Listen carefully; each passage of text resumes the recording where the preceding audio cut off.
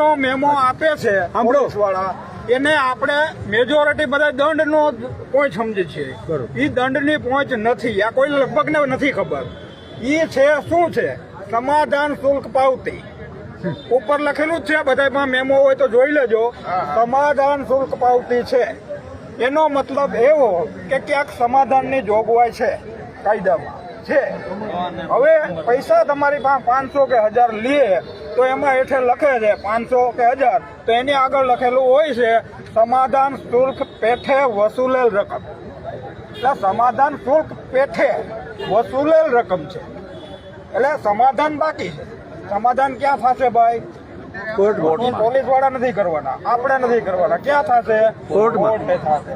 કોર્ટે તમે જાઓ તો કોર્ટે જજ એમ કે તમે ઠીક છે હાલો હો આપી દો, તો પોલીસ વાળાને તમે પેઠે જેટલી રકમ ચૂકવી હોય 500 કે 1000, તો એ હો કે તો હો ભરીને બીજી એને પરત દેવી પડે. આ જોગવાઈ છે, આ કોઈને ખબર નથી. બરોબર.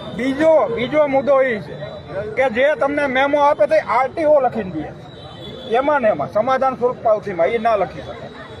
કેમ કે ટ્રાફિક નો ફરજ છે ને પોલીસની આમાં સિટી પૂરતી જ હોય, હાઈવે ઉપર નથી. હાઈવે ઉપર આરટીઓ ની ફરજ હોય, તો આરટીઓ સિટીમાં ફરજ ના બજાવી શકે, સિટી વાળા હાઈવેમાં ના બજાવી શકે, તો એ શું કામ એની પાસે વસૂલ કરે? એને ફરજમાં આવતું જ નથી. આરટીઓ ની ફરજમાં તમારી પાસે દંડ લેવાની ફરજ છે જ નહીં. આ કાયદામાં ક્યાંય જોગવાઈ છે. બરોબર. બીજી વાત, ટ્રાફિક વાળા પણ તમારી પાસેથી કેશ પૈસા વસૂલી ના શકે, એ ક્યાં કાયદામાં જોગવાઈ નથી. આ જો બધા અજાણ છું એટલે કઉ છું, ના વસૂલી શકે. તમે સ્થળ ઉપર ના પાડી શકો કે ભાઈ અમારે અહીં નથી દેવું, અમે કોર્ટે દેશું. મેસેજ બનાવીને મૂકી દેશું. વાત બરાબર છે ને મગનભાઈ, તમે એડવોકેટ છો. મગનભાઈ તો એસએસસી પાસ છે ને બહુ. તમે બધા વિચારજો કે હકીકત છે કે નહીં.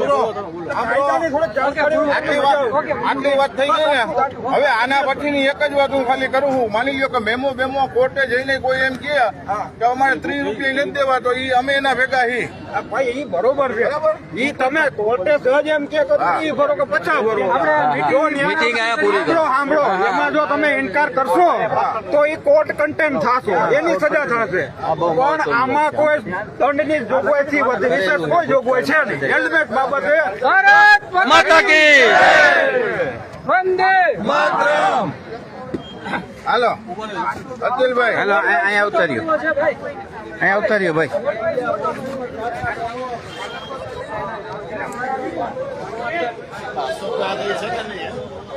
અહીંયા આપણે